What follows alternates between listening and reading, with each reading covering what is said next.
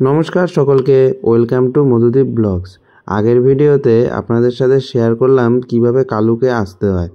আজ শেয়ার করছি আমাদের রুম কীরকম ছিল এই ম্যান্ডারিন রিসর্টে। চলুন দেখি তাহলে।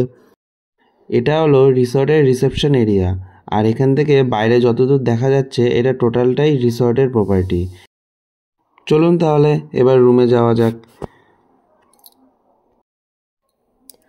আমাদের রুমের নাম সেট্রাস।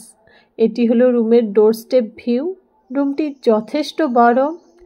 একটি কিং সাইজ বেড আছে, আপনারা দেখতেই পাচ্ছেন। আর এদিকে একটা বড় মিরর আছে। আর পুরো রুমটা কাঠ দিয়ে তৈরি ছিল, যাতে বাইরের ঠান্ডাটা ভেতরে না আসতে পারে। আর এদিকে লাগেজ রাখার জন্য যথেষ্ট জায়গা আছে। একটা এক্সট্রা ব্ল্যাঙ্কেট আছে, জল, তারপর চা কফি সমস্ত সরঞ্জাম, টিভি সব কিছুই আছে।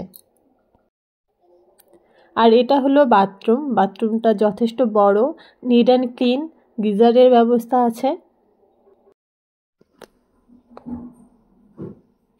এখানে একটি টি টেবিল রাখা আছে। টি টেবিলটাতে বসে আপনারা সন্ধ্যাবেলা স্ন্যাক্স খেতে পারবেন, চা কফি এনজয় করতে পারবেন। চলুন এবার দেখি রুম থেকে ব্যালকনির ভিউটা কীরকম আসে।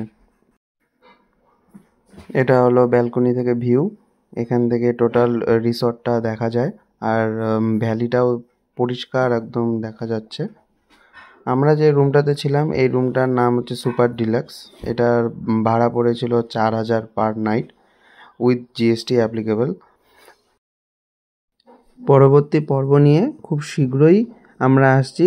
সঙ্গে থাকুন মধুদীপ ব্লগসের সাথে। ধন্যবাদ।